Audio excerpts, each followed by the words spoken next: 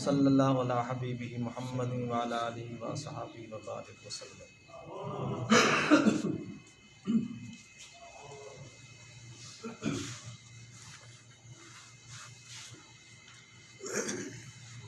آج ہم صرف الف لام میم پر جو اعتراضات ہیں ان کو پڑھتے ہیں۔ ذالک الکتاب لا ریب فیہ ھدی للمتقین کی تفسیر انشاءاللہ کل پڑھیں گے۔ پہلا اعتراض، قرآن پاک تو عمل کرنے کے لیے آیا ہے، اگر اس کی مراد اس قدر چھپی ہوئی تھی تو اسے قرآن پاک میں رکھا ہی کیوں گیا معاذ اللہ۔ مطلب کہ قرآن پاک تو عمل کے لیے آیا ہے، ہر اس کی آیات پر ہر لفظ پر عمل کرنا ہے، جس چیز کا ایک پتہ بھی نہیں ہے تو اس کو یہاں معاذ اللہ معاذ اللہ معاذ اللہ بھیجنے کا مطلب کیا؟ اگر یہ راز کی بات تھی تو صیغہ راز میں ہی رکھی جاتی، پھر اس کو قرآن پاک میں لکھنے کا کیا مطلب جو ایک دماغ کے کھٹے ہوتے ہیں نا، وہ کوئی نہ کوئی باتیں نکالتے ہی رہتے ہیں، وہ لحاظ نہیں کرتے کہ یہ خدا کا کلام ہے، یہ خدا کا رسول ہے، یہ خدا کا دین ہے۔ انہوں نے اپنی عادت اور فطرت سے باز نہیں آنا ہوتا، وہ کسی کا لحاظ اور حیا اور شرم نہیں کرتے۔ فار ایگزامپل جس طرح کے یہودی اور کافر مشرکین کہہ دیتے تھے یہ جادوگر ہے معاذ اللہ، یہ جو ہے نا وغیرہ وغیرہ، ان کو لحاظ تک نہیں آتا تھا۔ کیوں نہیں آتا تھا؟ ان کے اندر کے تالے دلوں کے لاک لگے ہوئے ہیں۔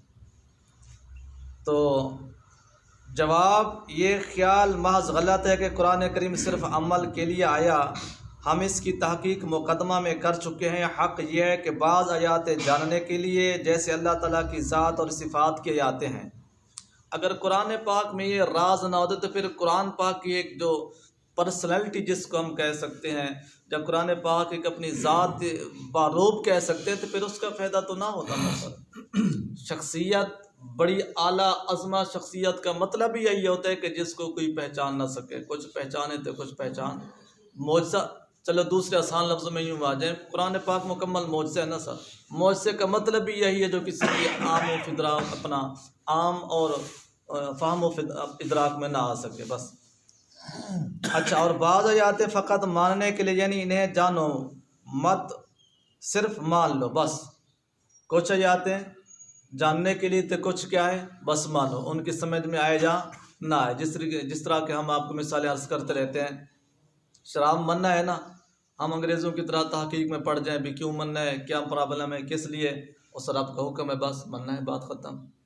دوسری بات، خنزیر منع ہے، حرام ہے، اور جو ہے نا اس کی ہم تحقیق کے پیچھے پڑ جائیں بھی کیوں منع ہے، اس کے کیا پرابلم ہے وغیرہ۔ مومن کی یہ شان نہیں ہے، اس کا آقا، اس کا رب جو اس کو کہے لبیک کہے، بس۔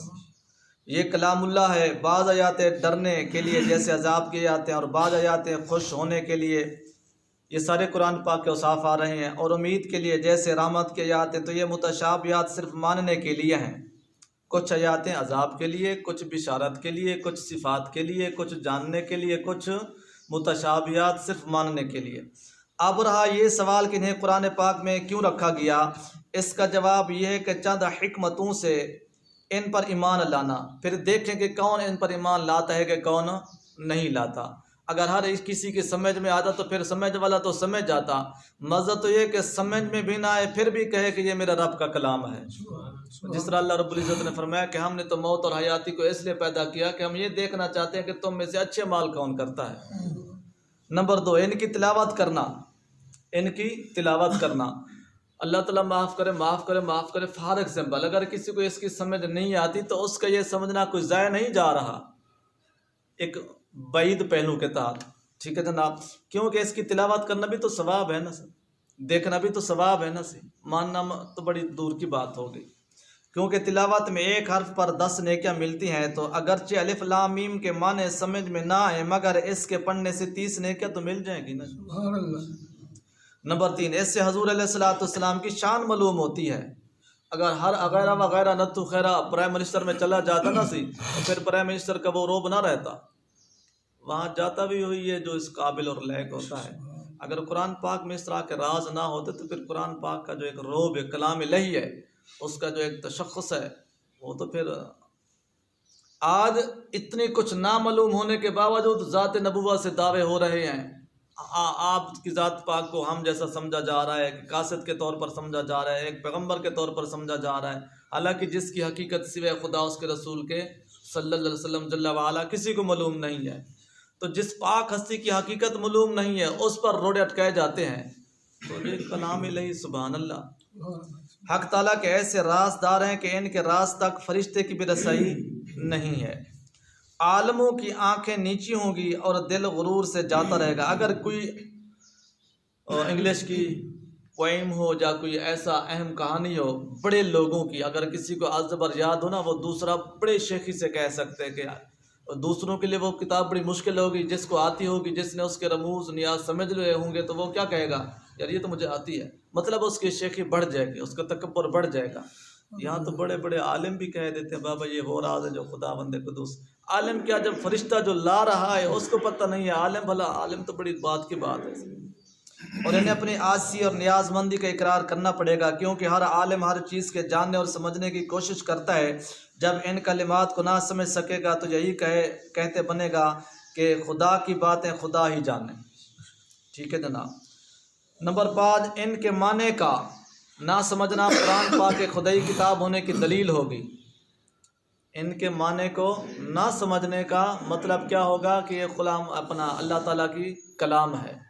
یہ بھی ایک راز میں سے ایک اہم راز ہے، کیونکہ جہاں تک دماغ کی رسائی نہ ہو یہی کہتے بنتا ہے کہ یہ خدا بند قدوس کی چیز ہے، جس کی ہم آپ کو آسان مثال عرض کر گئے ہیں کہ معجزہ وہی ہوتا ہے جس کی انسان عقل رسائی ختم ہو جائے، تو یہ بھی کلام الہی معجزہ ہی ہے نا اللہ تعالیٰ کا۔ دوسرا اعتراض، رب تعالیٰ فرماتے ہیں وَلَقَدْ يَسَّرْنَا الْقُرْآنَ، یعنی ہم نے قرآن کریم کو آسان کیا، اور تم کہتے ہو کہ قرآن کریم کی بعض آیاتیں بہت مشکل ہیں، تو تمہاری یہ بات کلام الہی کے خلاف ہے۔ ایک اعتراض ہیں ان کے الٹے پلٹے سمجھ میں نہ آنے والے، لیکن ان کی عقلیں جہاں تک کام کرتی تھی وہ بک بک کر جاتے تھے۔ یہ آیات آپ نے پوری نہ پڑھی، ہم جواب دے رہے ہیں کہ وَلَقَدْ يَسَّرْنَا الْقُرْآنَ، یہ آیات جو ہے نا یہ مکمل ہے آیات وَلَقَدْ يَسَّرْنَا الْقُرْآنَ لِلذِّكْرِ فَهَلْ مِن مُدَّكِرٍ، آیات مبارکہ اس تک ہے۔ تو لہٰذا پہلی بات تو یہ ہے کہ تم اعتراض کرنے والے، تم نے یہ آدھی آیات مبارکہ پڑھی ہے، پوری نہ پڑھی۔ پوری آیات کس طرح ہے، وَلَقَدْ يَسَّرْنَا الْقُرْآنَ لِلذِّكْرِ فَهَلْ مِن مُدَّكِرٍ، سورۃ قمرہ آیات نمبر 17۔ یعنی ہم نے اس قرآن پاک کو یاد کرنے یا نصیحت کرنے کے لیے آسان کیا ہے، یاد کرنے یا نصیحت کے لیے، یعنی کوئی بھی آسمانی کتاب کسی امتی نے حفظ نہ کی۔ قرآن پاک کی یہ خصوصیت ہے کہ بچوں کو بھی حفظ ہے، بڑوں کو بھی حفظ ہے، جوانوں کو بھی حفظ ہے۔ یہ قرآن پاک کا امتیاز ہے۔ پہلی کتابیں ہر عام امتی کو یاد نہیں ہوتی تھی۔ ٹھیک ہے جناب، یہ تو حفظ کے لیے آسان ہے نہ کہ سمجھنے کے لیے، اور حفظ کے لیے آسان ایسے ہے کہ ہم نے بڑے بڑے لوگوں کو دیکھا جن کے بچے سکولوں میں نہیں چلتے تھے، انہوں نے مدارس میں ڈالا، قرآن پاک کے حافظ بن گئے۔ جن کو اپنے والدین کو جن پر یقین نہیں آ رہا میرا بچہ یہ کس طرح کے پوزیشن کا ہے، اس کا دماغ، اس کی میموری وغیرہ، وہ بچے بھی جو ہے نا گو کہ انہوں نے سال زیادہ لگا دیے قرآن پاک۔ لیکن ایسے ہم نے دیکھے ہیں کہ بڑے بڑے ذہین ڈاکٹر انجینئر بن گئے ہیں لیکن قرآن پاک حفظ نہ کر سکے۔ مطلب ما حاصل، اچھا پھر یہاں کوئی امتیاز کوئی نہیں کہ امیر کا بچہ حفظ کر سکے گا، غریب کا نہیں کر سکے گا، پیروں کا کرے گا تو جو ہے نا عاموں کا نہیں کرے گا۔ یہ تو قرآن پاک کا ایسا امتیاز ہے کہ ہر عام خاص، کوئی ولی کا بیٹا ہے، کوئی اپنا غوث جلی کا بیٹا ہے، کوئی عالم کا، کوئی پیر کا، سب جو ہے نا اس کو۔ اور پھر اچھا یہ شرط نہیں ہے کہ جس طرح ہے نا اسلام کہ 14 سال کے بعد ہم پر لاگو ہوتا ہے یا بالغ ہونے کے بعد بھی، یہ قرآن پاک بندہ تب حفظ کر سکتا ہے جب بندہ بالغ ہو جائے گا، جب 15 سال کی عمر کے بعد کرے گا۔ ایسے ایسے بچے بھی ہیں جنہوں نے 10 سال سے پہلے قرآن پاک حفظ کر لیا۔ مطلب ہر لحاظ سے بے مثل و بے مثال ہے، سبحان اللہ۔ اسی طرح اس قرآن پاک کے ذریعے سے رب کو پہچاننا آسان ہے، نہ یہ کہ اسرار سمجھنا۔ مفتی صاحب فرماتے ہیں اس کے راز سمجھنا بڑی دور کی بات ہے، اس کے ذریعے قرآن پاک کو پہچاننا، عبادت کو پہچاننا، دین کو پہچاننا، اسلام کو پہچاننا، قبر حشر کو پہچاننا، یہ تمام چیزیں آسان ہے۔ قرآن پاک کی وہ آیات نہ دیکھی وَمَا يَعْلَمُ تَأْوِيلَهُ إِلَّا اللَّهُ، سورہ آل عمران مبارکہ آیات نمبر 7۔ یعنی ان متشابہات آیاتوں کے معنی اللہ تعالیٰ کے سوا کوئی نہیں جانتا۔ جب اللہ تعالیٰ نے خود ہی فرما دیا کہ اس میں متشابہات آ رہی ہیں، ٹھیک ہے نا، تمہارا کام کیا ہے، اس پر صرف ایمان لانا بس، باقی یہ میں جانوں، میرے راز ہے، میرے محبوب جانے اور میں جانوں۔ تمہارا کام اس میں پڑھنے کا، اس کے پیچھے لگنے کا، اس پر بات کرنے کی بھی ضرورت میں نہیں ہونی چاہیے۔ جب اللہ تعالیٰ نے خود فرما دیا بات ہی ختم۔ نوٹ: ہمارے اس جواب سے وہابیوں اور چکڑالویوں کے صدہ اعتراض اٹھ جائیں گے، کیونکہ وہ کہتے ہیں کہ قرآن کریم نور ہے، قرآن کریم دلیل ہے، قرآن کریم ہدایت دینے والا، قرآن کریم تبلیغ کا ذریعہ، قرآن کریم کتاب مبین یعنی کھلی ہوئی کتاب۔ اگر اس کی بعض آیاتیں بالکل چھپی ہوئی اور مشکل ہوتی تو وہ نور ہوتی، نہ ہدایت نہ دلیل۔ ان سب کا جواب ہمارے مذکورہ جواب سے معلوم ہو گیا۔ یہ وہ لوگ جو لوگوں کی عقلوں کو بدرہ کرتے ہیں کہ قرآن پاک یہ ہے، قرآن پاک یہ ہے، قرآن پاک یہ ہے، قرآن پاک یہ ہے، کہ قرآن کریم کی ساری آیات حق تعالیٰ کو پہچاننے کی دلیل دینے والی ہیں اور اپنے لانے والے کی صداقت کے لیے نور وغیرہ ہیں، نہ یہ کہ ہر ایک کا راز سمجھنا بھی آسان ہے۔ راز سمجھ آئے یا نہ آئے، راز راز ہوتا ہے۔ قرآن پاک کی سمجھ آئے کسی کو یا نہ آئے، قرآن پاک ہی ہے، ٹھیک ہے نا۔ آپ دیکھ لیں کہ پوری امت اس ٹائم ہمارے پاکستان کی تقریباً 22 کروڑ عوام ہے، ہر بندہ عالم ہے، ہر بندہ قرآن پاک کو سمجھ رہا ہے، ترجمے پڑھ رہے ہیں، پھر بھی قرآن پاک کی جو حقیقت اور روح ہے اس کو نہیں سمجھ سکتے۔ بڑے بڑے جب امام کہہ کر گئے ہیں کہ قرآن پاک کو تم نے ایک دفعہ پڑھا کچھ اور راز نکالو گے، جب اسی قرآن پاک کو دوسری مرتبہ پڑھو گے اس سے زیادہ راز نکلیں گے، جب اس قرآن پاک کو تیسری مرتبہ پڑھو گے پہلے سے بھی زیادہ راز نکلیں گے۔ جب بڑے بڑے ولی اللہ تعالیٰ کے محبوب نے یہ حکم فرما دیا ہے بات ختم ہو جاتی۔ ہم تو 28 سپاروں کو اپنا 28 جو ہمارے اپنا حروف ہیں الف با تا یا، ہم تو ان کی حقیقت کو نہیں پہچان سکتے۔ کسی کو ان کے مخرج کا پتہ نہیں ہے، کسی کو ان کی صفات کا پتہ نہیں ہے، کسی کو ان کو عادات کا پتہ نہیں ہے، کسی کو ان کے فوقی تحتی کا پتہ نہیں ہے، کسی کو اس کے آبی عاطسی وغیرہ کا پتہ نہیں ہے۔ جب یہ لفظ اپنے اندر اتنی اسم اعظم کا درجہ رکھتے ہیں، آپ اور میری سوچ بھی نہیں ہے، تو قرآن پاک تو اس لیے تو حضرت امام احمد بن حنبل رضی اللہ تعالیٰ عنہ کی ذات اقدس، جب لوگوں نے کہا نا یہ فتنے ہر دور میں آ رہے ہیں، یہ اسلام کا امتیاز ہے کہ کیونکہ طاغوتی طاقتیں تو اس کے ساتھ ٹکر لینی ہے نا سر، لیکن امتیاز اور شان جو اسلام کا اللہ تعالیٰ نے ازل سے بنایا قیامت تک وہی رہے گا۔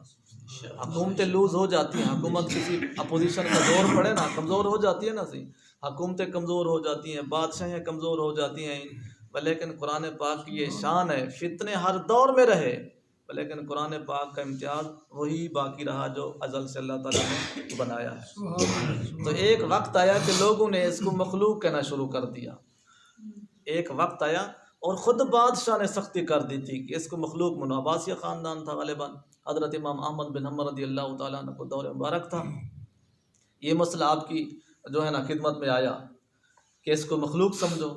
آپ نے فرمایا مخلوق کیسے ہے، یہ اللہ تعالیٰ کی مخلوق نہیں ہے۔ یہ نقطہ میں نے آپ کو پہلے بھی عرض کیا ہوگا، سے کئی مہینے پہلے۔ ذہن رکھو، کائنات میں جو کچھ بھی ہے لوح قلم تک بھی، ٹھیک ہے نا جناب، سب اللہ تعالیٰ کی مخلوق ہے، سب اللہ تعالیٰ کی مخلوق ہے۔ یہ کلام خواہ تورات شریف کی صورت ہے، انجیل شریف کی صورت ہے، زبور شریف کی صورت ہے، یا صحائف آسمانی ہے، یا قرآن پاک ہے، یہ اللہ تعالیٰ کی مخلوق نہیں ہے، یہ اللہ تعالیٰ کی کلام ہے، یہ اللہ تعالیٰ کی کلام ہے، یہ اللہ تعالیٰ کی کلام ہے۔ اور اسی پاداش پر حضرت امام احمد بن حنبل رضی اللہ تعالیٰ عنہ کو قید کر لیا گیا کہ کہو یہ قرآن پاک مخلوق ہے۔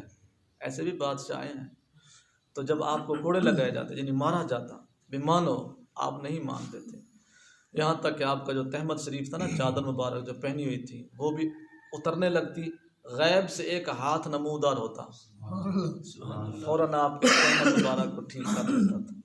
جو خدا کے ہوتے ہیں تو پھر خدا بندے کو دوست بھی تو اسی کے ہو جاتے ہیں نا۔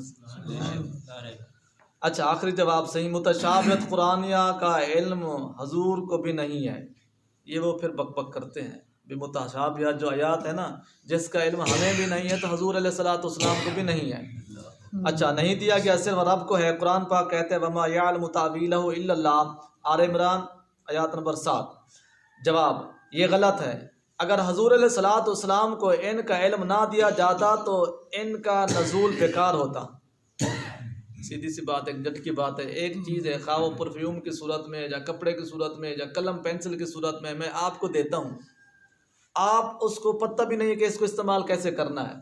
چلو اس کی خاصیت اور باتیں تو اور باتیں، آپ کو پتہ بھی نہیں. میں آپ کو پینسل دے دیتا ہوں، آپ کو پتہ بھی نہیں ہے کہ اس کو کس طرح کھولنا ہے، کس طرح استعمال کرنا ہے، اس کا مطلب کیا ہے، مقصد کیا ہے. تو میرے دینے کا مقصد تو نہ ہوا نا سر. میں نے تو پھر آپ سے مذاق کی نا سر.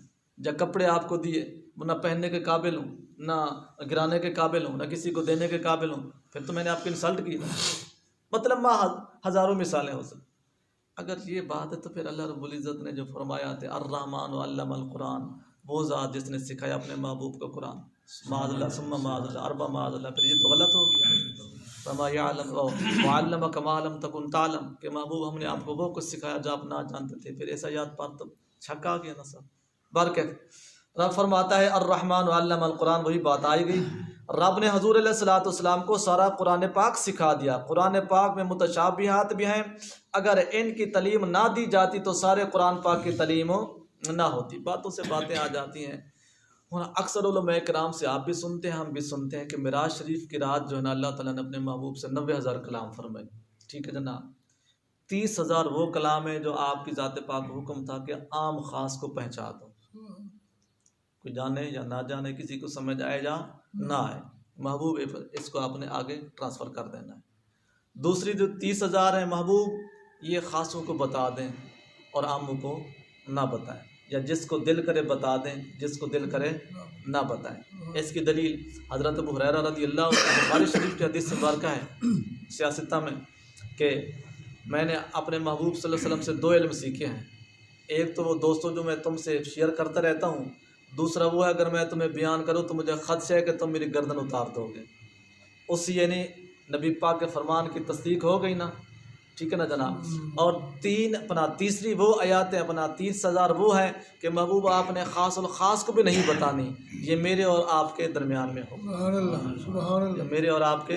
تو جب حدیث مبارکہ پڑھتے ہیں، قیامت کے حالات پڑھتے ہیں، اس طرح کے واقعات پڑھتے ہیں، ایسی بے شمار چیزیں ظاہر ہوتی ہیں جو نبی پاک صلی اللہ علیہ وسلم مبہم جو ہے نا پوشیدہ فرما جاتے ہیں. آپ فرماتے ہیں یہ پھر اللہ تعالیٰ جانتے ہیں یا اس کا محبوب صلی اللہ علیہ وسلم. بے شمار اس طرح کے راز ہیں جو نبی پاک صلی اللہ علیہ وسلم نے اپنی ذات تک صرف رکھے ہوئے ہیں. جب حدیث پاک پڑھیں نا، قرآن پاک پڑھیں تو یہ واضح آسانی سے آتے ہیں کہ ہاں یہ راز واقعہ ہے جو کل قیامت والے دن میری ذات ہے نبی پاک صلی اللہ علیہ وسلم کی ذات پاک شیئر کریں گے، جب بیان فرمائیں گے وغیرہ وغیرہ. اچھا، وہ تو بڑی دور کی باتیں ہیں، وہ پاک ہستیاں تو بڑی دور کی ہیں. حضرت میاں محمد صاحب رحمۃ اللہ تعالیٰ کیا فرماتے ہیں؟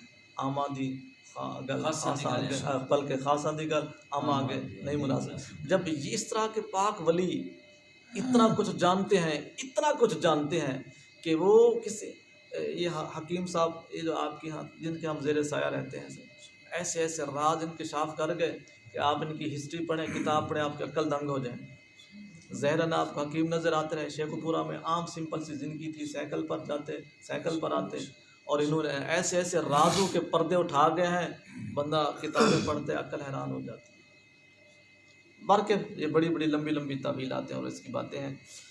اچھا، سارے قرآن پاک کی تعلیم نہ ہوتی، یہ اس آیات کے خلاف ہے. تمہاری پیش کردہ آیات کا مقصد یہ ہے کہ بغیر تعلیم الہی ان کی تعویل کوئی نہیں جانتا. یہاں صرف نحوی قاعدے کافی نہیں ہے. ذالک الکتاب، اس کا تعلق پہلے سے یہ ہے کہ اگر الف لام میم قرآن پاک کی سورت کا نام ہو تو وہ مبتدا ہوگا، اور یہ اس کی خبر، تو معنی یہ ہوں گے کہ الف لام میم یہ کتاب ہے. اور اگر وہ متشابہات میں سے ہے تو یہ الگ جملہ بنے گا، اس طرح کے ذالک کا مبتدا اور الکتاب خبر. یعنی یہ قرآن پاک مکمل کتاب ہے جس کا علم نبی پاک صلی اللہ علیہ وسلم کو مکمل عطا فرمایا گیا ہے. بارکف اللہ تعالی ہم سب کو بھی قرآن پاک کی حقیقت اور روح سمجھنے کی توفیق عطا فرمائے. بسم اللہ الرحمن الرحیم.